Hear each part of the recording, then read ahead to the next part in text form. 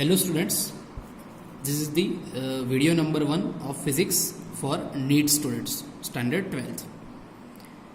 In this video, we will revise chapter 1, okay, not whole chapter 1, but up to some points we will revise chapter 1, then we will do some questions, MCQs related to NEET or another competitive exams. So in chapter 1, you have already studied actually chapter number 1. I will only revise you, recall you. Chapter number 1. In chapter number 1, first topic is introduction to charge. That is very much known to you. In introduction to charge, most IMP thing you should remember, that is the smallest charge.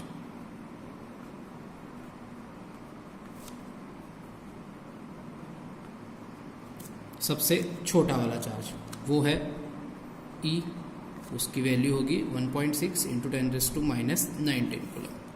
Proton में भी इतना ही charge है but वो positive है, electron का charge negative है. Then another thing we have seen quantization of charge.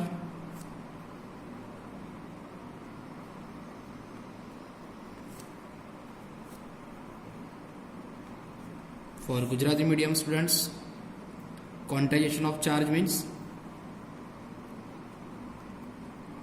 विद्युत भारનું ક્વોન્ટમીકરણ, in which you should remember Q is equals to plus or minus any. जो चार्ज होता है, विद्युत भार होता है, वो ऑलवेज स्मॉलेस्ट चार्ज, छोटा वाला चार्ज E के मल्टीपल में ही होता है. N पॉजिटिव इंटीजर नंबर ही होता है, 1 2 3 4.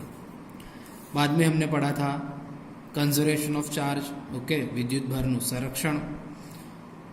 उसमें से MCQ आने के चांसेस बहुत कम है. उसके बाद हमने मेन टॉपिक पढ़ा था जो है कूलम्स लॉ.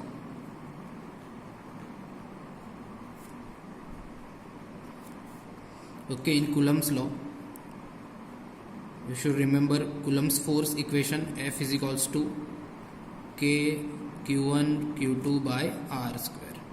दो चार्जेस Q1 Q2 अगर R डिस्टेंस पे हो तो उनके बीच जो इलेक्ट्रोस्टैटिक फोर्स लगेगा F, वो होगा K Q1 Q2 by R square. अब कूलम्स लॉ दो तरीकों में पढ़ा था हमने, एक स्केलर फॉर्म, दूसरा था vector form. Scalar form means अदिश स्वरूप, वेक्टर फॉर्म माने के सदिश स्वरूप. Scalar form, you should remember the important points, that is in scalar form अगर हम स्केलर यूज कर रहे हैं तो साइन लेंगे नहीं, जो चार्ज की साइन है वो हम लेंगे नहीं. ओके, सो साइन जो है वो हम नहीं लेंगे. साइन के अलावा ही हम चार्ज को रखेंगे क्योंकि हम डायरेक्शन लॉजिक से फाइंड करते हैं. सो जो चार्ज की take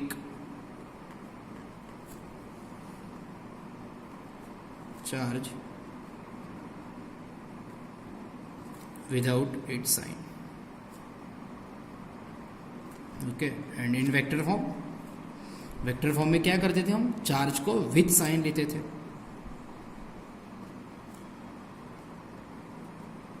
take charge with sign. और वेक्टर फॉर्म यूज कब करना है, जब प्रॉब्लम 3D में हो तो. ओके, जब प्रॉब्लम 3D में हो तभी हमें वेक्टर फॉर्म यूज करना है. अनदर NCERT के सारे एग्जाम्पल्स कूलम्स लॉ के हमने किससे किए हैं, स्केलर फॉर्म से किए हैं. देन कूलम्स लॉ में ही, कूलम्स फोर्स में ही एक टॉपिक था कि अगर दो चार्ज के बीच कोई थर्ड चार्ज आ जाए, दो चार्ज के बीच अगर कोई थर्ड चार्ज आ जाए तो वो थर्ड चार्ज के ड्यू टू दोनों चार्ज पे जो इलेक्ट्रिक फोर्स है, इलेक्ट्रोस्टैटिक फोर्स है, उस पर कोई इफेक्ट आएगा नहीं. Okay, so we can say that कि अगर दो चार्ज ऐसे रखे हैं Q1 एंड Q2 और अगर तीसरा चार्ज हम ला दे यहाँ पे Q3, तो ये Q1 एंड Q2 ये दोनों पे जो इलेक्ट्रोस्टैटिक फोर्स लगेगा, ये दोनों एक दूसरे पे जो इलेक्ट्रोस्टैटिक फोर्स लगाएंगे उसमें कोई इफेक्ट होगा नहीं. ओके, Q2 सपोज Q1 पे लगा रहा है F12, Q2 पे 1 लगा रहा है सपोज F21, तो Q3 के आने से ये F12 और F21 में कोई चेंज आएगा नहीं। तो ये एक पॉइंट था। देन हमने देखा electric field.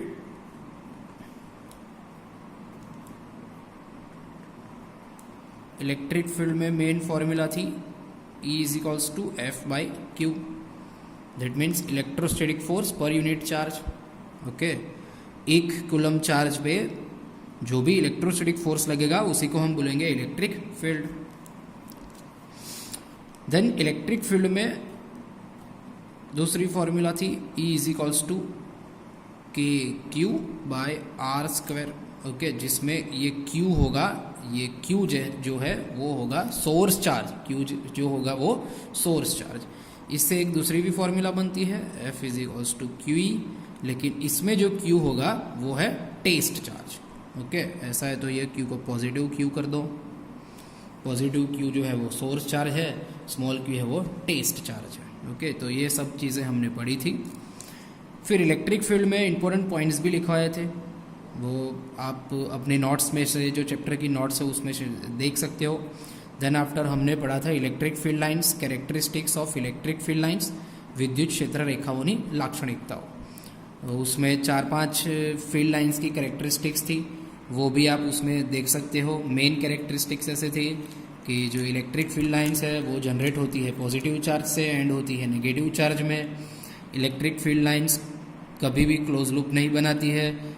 Electric field lines जो होती है उसमें हम अगर कोई पॉइंट पे टेंजेंट ड्रॉ कर दे तो वो टेंजेंट वो पॉइंट पे इलेक्ट्रिक फील्ड की डायरेक्शन बताएगा। फिर दो इलेक्ट्रिक फील्ड लाइंस कभी भी एक दूसरे को क्रॉस नहीं करती है। तो ये सारी जो थी वो इलेक्ट्रिक फील्ड लाइंस की कैरेक्टरिस्टिक्स थी। फिर एक और भी थी कि जो रीजन में इलेक्ट्रिक फील्ड लाइंस की इंटेंसिटी और डेंसिटी ज़्यादा होती है वहाँ पे इलेक्ट्रिक फील्ड भी ज़्यादा होता है। मानो कि जो रीजन में इलेक्ट्रिक फील्ड लाइंस गीच होती है, क्लोजली स्पेस्ड होती है, वहाँ पे इलेक्ट्रिक फील्ड ज़्यादा होता है। और जो रीजन में electric field lines closely spaced नहीं होती है, ओके, थोड़ी दूर होती है एक दूसरे से, वहाँ पे इलेक्ट्रिक फील्ड कम होता है। ओके, तो ये सब इलेक्ट्रिक फील्ड लाइंस की जो कैरेक्टरिस्टिक्स है वो हमने देखी थी। फिर याद हो आपको तो हमने इलेक्ट्रिक डाइपोल भी देखा था।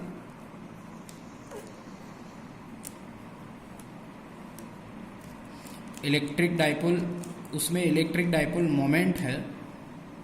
इलेक्ट्रिक डाइपोल मोमेंट की फॉर्मूला देखी थी, that is denoted by P, and formula क्या थी 2AQ। Okay, electric dipole moment की फॉर्मूला थी 2AQ। उसकी डायरेक्शन क्या होगी, नेगेटिव चार्ज से पॉजिटिव चार्ज, ये उसकी डायरेक्शन होगी। इलेक्ट्रिक डाइपोल की वजह से इलेक्ट्रिक फील्ड की फॉर्मूला भी देखी थी हमने। ओके, वो ऐसे थी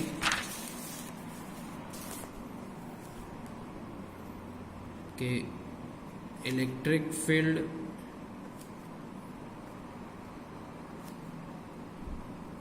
on the axis of dipole, dipole के एक्सिस पे इलेक्ट्रिक फील्ड, तो उसकी फॉर्मूला थी E is equals to 2kp/r³। वो इलेक्ट्रिक फील्ड किस डायरेक्शन में था, तो डाइपोल मोमेंट की डायरेक्शन में ही था, तो हमने रखा था P cap. Same as electric field on the equator of the dipole, तो उसमें क्या था, इलेक्ट्रिक फील्ड kp/r³।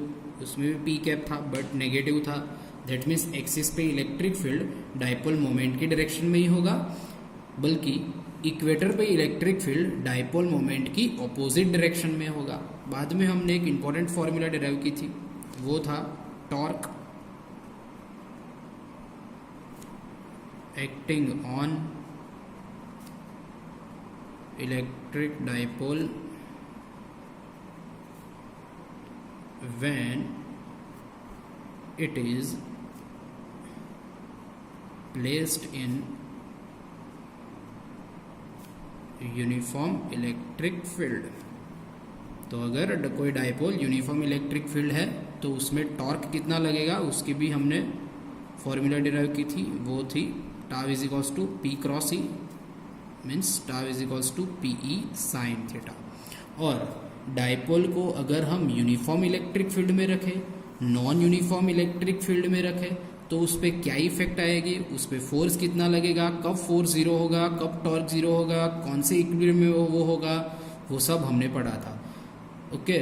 और दूसरा भी एक चीज़ आप देख लेना नोट्स में कि जो इक्विलिब्रियम है उसके 3 टाइप है, स्टेबल, अनस्टेबल और न्यूट्रल। वो क्या होता है वो भी देख लेना, वो भी क्वेश्चन में एमसीक्यू में काम लगेगा। तो ये सब रिवीजन है, हम आज इतने तक रिवीजन करते हैं। अब हम एमसीक्यू करेंगे। होमवर्क में 25 एमसीक्यू आएंगे, लेकिन ज़रूरी नहीं है कि वो 25 इसमें से ही, ये रिवीजन में से ही हो, वो चैप्टर 1 के ही होंगे और ज़्यादातर इस टॉपिक तक के ही होंगे।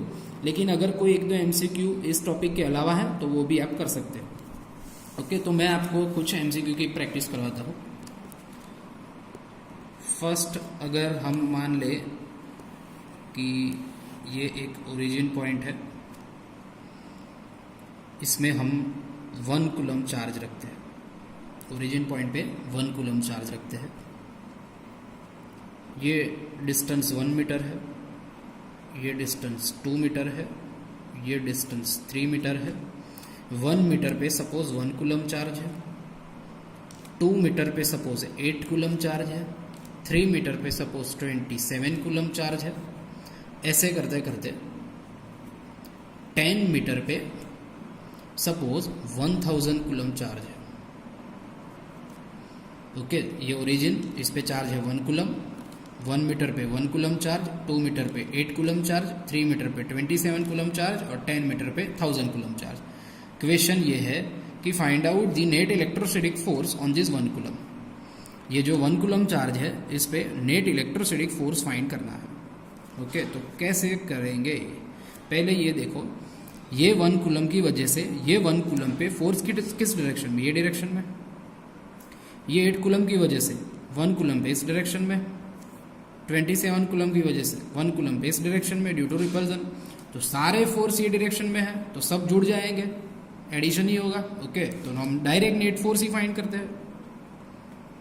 नेट फोर्स तो ये 1 कूलम की वजह से, 1 कूलम की वजह से कितना होगा, के Q1 1 Q2 1 divide by distance square, that means 1 square, plus इसकी वजह से K Q1 8 Q2 1 divide by R square, that is 2 square, plus इसकी वजह से तो K Q1 27 Q2 1 divide by distance square, that is this 3 square, plus up to ये 10 तक जाएगा।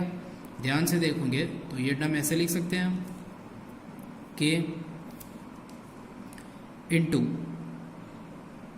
1 प्लस के इंटू ये 8 को, ये जो 8 है उसको ऐसे लिख सकते हैं 2 cube divide by 2 square, plus 27 को ऐसे लिख सकते हैं K into 3 cube by 3 square, plus up to. तो हो क्या गया, F net is equals to K plus 2 cube by 2 square, 2 K plus ये 3 के प्लस अप टू कहाँ तक जाएगा, 10 के। ओके, तो K common, 1 plus 2 plus 3 plus up to 10। तो 1 से 10 तक का समेशन करना है, तो फर्स्ट n नंबर्स का समेशन करता हो तो उसकी फॉर्मूला क्या आएगी, n into n plus 1 by 2। So k into 10 into 11 by 2। So answer is 55 K. Net force लगेगा 55 K. You can put the value of k इस डायरेक्शन में।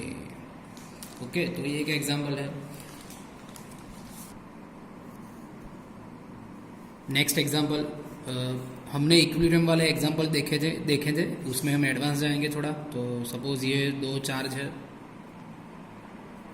4Q चार्ज, ये 2 चार्ज की सिस्टम जो है उसमें हम तीसरा चार्ज कहाँ रखें। एक तो तीसरा चार्ज कहाँ रखें, कितना रखें, और वो किस नेचर का होगा कि ये पूरी सिस्टम मीन्स 3 चार्जेस इक्विलिब्रियम में आएंगे।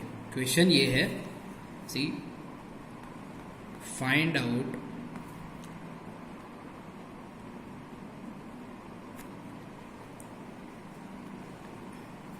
मैग्नीट्यूड,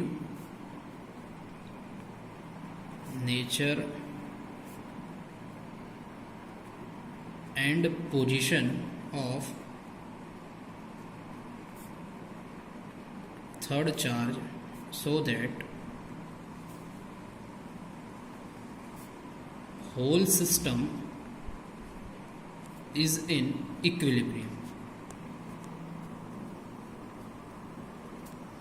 ओके, तो तीसरा चार्ज फाइंड करना है, उसका नेचर फाइंड करना है, पोजीशन भी फाइंड करनी है कि ये तीनों चार्जेस जो है इक्विलिब्रियम में होगी। तो पहले तो वो पता करते हैं, थर्ड चार्ज के बारे में सोचते हैं। थर्ड चार्ज कहाँ पे रखे तो इक्विलिब्रियम में आएगा। दोनों पॉजिटिव चार्जेस है तो हमें पता होना चाहिए, इक्विलिब्रियम में हमने पढ़ा था कि अगर बीच में कहाँ पे रख दे थर्ड चार्ज तो वो कंपलसरी इक्विलिब्रियम में ही आ जाएगा। ओके, तो सपोज थर्ड चार्ज हमने यहाँ पे रख दिया है, Q जितना चार्ज है, कैपिटल Q जितना यहाँ पे रख दिया है और हमने मान लिया कि वो इक्विलिब्रियम में है। ओके, तो ये डिस्टेंस कितना होगा, सपोज ये टोटल डिस्टेंस L है, तो ये डिस्टेंस कितना होगा, ये डिस्टेंस होगा, ये डिस्टेंस अगर फाइंड करना है तो Q इक्विलिब्रियम में आ गया फर्स्ट, Q तो इक्विलिब्रियम में है।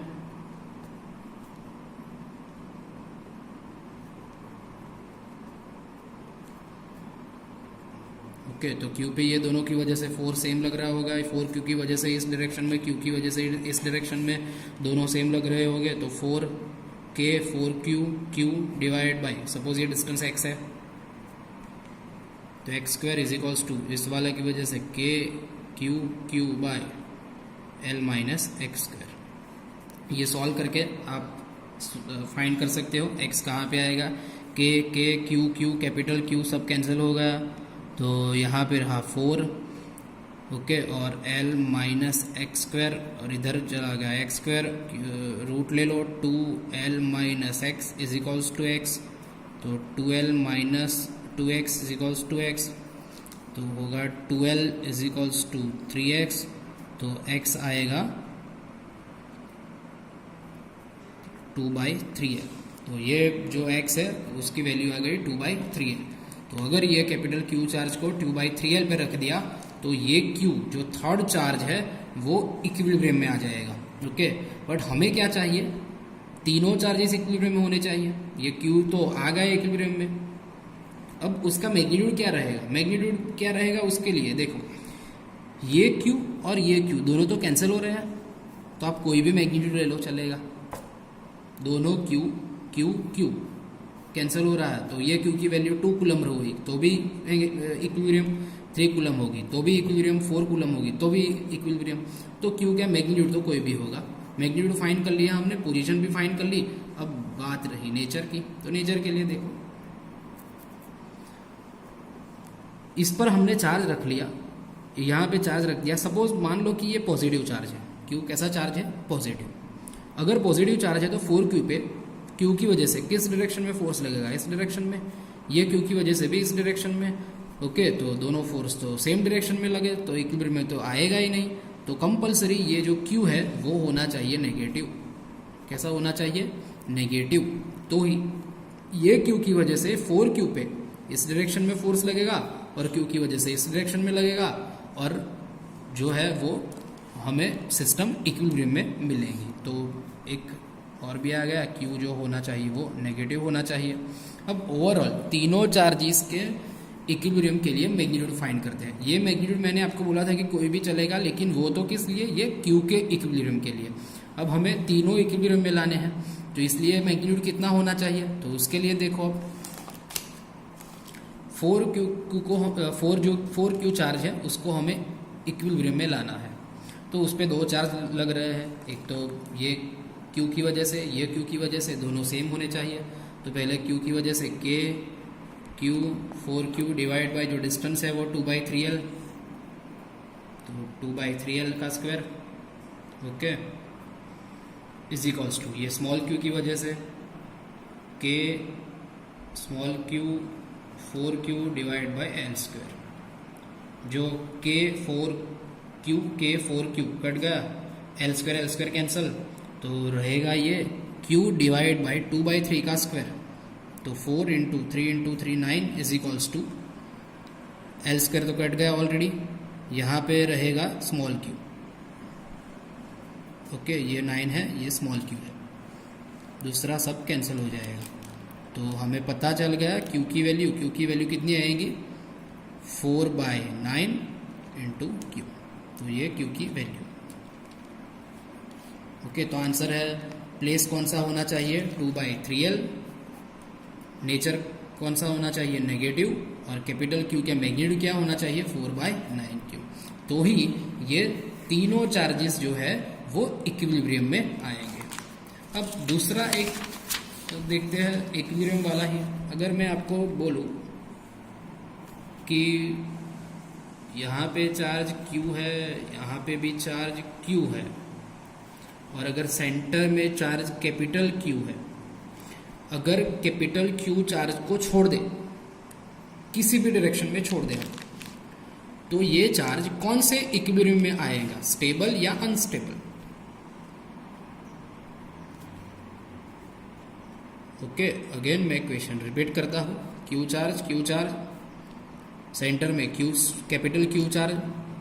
Okay, you can understand that ये कैपिटल क्यू चार्ज अभी इक्विलिब्रियम में ही है, लेकिन मैं क्या कर रहा हूँ, ये क्यू चार्ज को छोड़ देता हूँ ये डायरेक्शन में या फिर ये डायरेक्शन में। तो तब वो स्टेबल इक्विलिब्रियम में रहेगा या अनस्टेबल इक्विलिब्रियम में रहेगा, ये आपको फाइंड करना है। तो कैसे फाइंड करेंगे, सपोज ये कैपिटल क्यू को हमने ये डायरेक्शन में छोड़ दिया, यहाँ पे आएगा कैपिटल क्यू चार्ज। तो ये क्यू जो चार्ज है, ये क्यू चार्ज, इसकी वजह से इस पे फोर्स बढ़ेगा इस डायरेक्शन में, ये क्यू की वजह से इस पे फोर्स घटेगा जो इस डायरेक्शन में है। ओके, अब ये फोर्स बढ़ा तो ये क्यू चार्ज कहाँ पे आएगा, यहाँ पे ही आने की कोशिश करेगा और यहाँ पे आके फिर रेस्ट पे आ जाएगा। तो हम कह सकते हैं कि ये चार्ज कौन से इक्विलिब्रियम में आएगा, स्टेबल इक्विलिब्रियम में। स्टेबल पता है ना आपको कि अगर चार्ज को छोड़ दे, सब्सटेंस को छोड़ दे और वापस वही पोजीशन में आ जाए तो वो कौन सा, स्टेबल इक्विलिब्रियम है। ओके, आप देखो कि ये क्यू चार्ज को हमने इस डायरेक्शन में छोड़ दिया तो इसकी वजह से फोर्स बढ़ेगा, जो रिपल्जन है इसकी वजह से घटेगा, जो भी रिपल्जन है। ओके, अब इसकी वजह से रिपल्जन बढ़ेगा तो कैपिटल क्यू चार्ज इस डायरेक्शन में आएगा, तो वो स्टेबल इक्विलिब्रियम में होगा। दूसरा ऐसा ही, अगेन ये क्यू चार्ज है, ये भी क्यू चार्ज है, सेंटर में माइनस क्यू चार्ज, सेंटर में माइनस क्यू चार्ज, इसको perpendicular to the line joining हिलाते हैं। ये क्यू को ऑन दी लाइन ज्वाइनिंग हिलाया था, अब ये माइनस क्यू को हम ये डायरेक्शन में या तो ऊपर या तो नीचे हिला रहे हैं, तो अब वो अगेन स्टेबल में आएगा या फिर अनस्टेबल में, उसका आंसर लाना है। तो देखो, सपोज हमने क्यू को ऊपर हिलाया और वो वहां यहाँ पे आ गया, ये क्यू की वजह से ये माइनस क्यू पे इस डायरेक्शन में फोर्स आएगा, प्लस माइनस, अगेन ये क्यू की वजह से ये माइनस क्यू पे इस डायरेक्शन में फोर्स आएगा।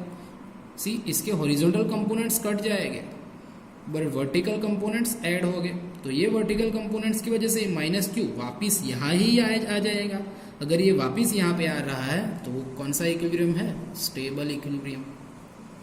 ओके, तो ये दोनों जो एग्जांपल है उसमें क्वेश्चन आपको इक्विलिब्रियम तो दिया ही था, लेकिन आपको ये डिसाइड करना था कि वो स्टेबल इक्विलिब्रियम में है या अनस्टेबल इक्विलिब्रियम में है। हम कुछ नहीं कर रहे हैं, इलेक्ट्रोस्टैटिक्स में मैकेनिक्स घुसा रहे हैं और वेरियस एग्जांपल्स बना रहे हैं। ये आपको एक खुद से देता हूँ, सपोज ये क्यू चार्ज, ये भी क्यू चार्ज, सेंटर में क्यू चार्ज, इसको परपेंडिकुलर टू लाइन ज्वाइनिंग हिलाना है। यहाँ पे माइनस क्यू था, यहाँ पे प्लस क्यू है, तो अब वो स्टेबल होगा या अनस्टेबल होगा, ये आपको डिसाइड करना है। Okay, I hope you can do it. Now next एक हम देखेंगे pendulum type example. Pendulum type example में क्या होता है कि एक स्ट्रिंग है, दो स्ट्रिंग है, दोनों की लेंथ एल है, एल। यहाँ पे Q1 चार्ज है जिसका मास m है, यहाँ पे Q2 चार्ज है जिसका भी मास m है। ओके, तो और बोला गया हमको कि ये Q1 एंड Q2 दोनों इक्विलिब्रियम में है। इनिशियली इक्विलिब्रियम नहीं होंगे, दोनों पॉजिटिव है तो दोनों एक दूसरे पे रिपल्सन फोर्स लगाएंगे, तो एक पोजीशन आ जाएगी कि रिपल्सन लगाते लगाते लगाते ये पोजीशन पे आ गए तो दोनों इक्विलिब्रियम में है। तो हमको दिया गया है कि ये पोजीशन पे दोनों Q1 एंड Q2 इक्विलिब्रियम में है। अगर हम यहाँ से एक लाइन ड्रॉ कर दें, अगर ये एंगल थीटा होगा तो ये भी एंगल थीटा होगा। दोनों एंगल कैसे सेम है? तो दोनों एंगल इसलिए सेम है कि दोनों पे Q1 और Q2, चलो देख लेते हैं। Q1 Q2 पे इलेक्ट्रोस्टैटिक फोर्स किस डायरेक्शन में लगाएगा? इस डायरेक्शन में Fe। इस पे gravitational force downward mg। Same Q2 Q1 पे इलेक्ट्रोस्टैटिक फोर्स इस डायरेक्शन में लगाएगा Fe, और डाउनवर्ड फोर्स जो ग्रेविटेशनल फोर्स mg, दोनों फोर्स सेम है, Fe सेम, mg सेम। अगर ये जो फोर्स है, दोनों फोर्स जो कि यहाँ पे ऑपरेटिंग फोर्स है, अगर वो दोनों सेम है तो यहाँ पे दोनों थीटा भी कैसे रहेंगे? सेम। तीसरा भी फोर्स लगेगा यहाँ पे जो कि टेंशन है T, लेकिन आपको पता है अगर मास सेम है और इलेक्ट्रोस्टैटिक फोर्स है तो टेंशन भी दोनों में सेम ही रहेगा। तीनों फोर्स सेम है तो एंगल थीटा भी सेम रहेगा। ओके, अब अगर ये L है, ये थीटा है, तो ये कितना होगा? L sine theta. ये भी कितना होगा? L sine theta. तो टोटल क्या हुआ? 2L sine theta. ओके, तो यहाँ से एक इक्वेशन बनाना आना चाहिए आपको। वो ये इक्वेशन है कि अगर मैं यहाँ से लाइन दूँ, ये एंगल थीटा है तो ये एंगल भी कितना होगा? थीटा। ये टेंशन T है तो ये कंपोनेंट क्या होगा? T cos theta. ये क्या होगा? T sine theta. तो फ्रॉम द फिगर अगर Q2 इक्विलिब्रियम में है तो हम बोल सकते हैं कि T cos theta is equals to mg। T cos theta is equals to mg, equilibrium में है तो same. T sine theta is equals to Fe जो कि इलेक्ट्रोस्टैटिक फोर्स है। अगर दोनों इक्वेशन को मिला ले तो हमें इक्वेशन थर्ड मिलेगा, that is the tan theta is equals to Fe upon mg। Okay, tan theta is equals to Fe upon mg। तो पता चलेगा हमको कि tan theta is equals to Fe की वैल्यू के Q1 Q2 bye are square, यहाँ पे यार डिस्टेंस ये होगा, that is the 2L sine theta. तो 2L sine theta square divide by mg, तो हम लिख रहे हैं mg। तो इससे आपको वेरियस एग्जांपल्स बना के पूछ सकते हैं। देखो ये इस इक्वेशन में theta, Q1 Q2 L and m, ये 5 अननोन है। 5 में से 2 अननोन आपको फाइंड करने होंगे अगर एग्जांपल दिया होगा तो, और 3 अननोन आपको दे दिए होंगे। ओके, तो इस तरह से एग्जांपल दे सकते हैं आपको। Thank you.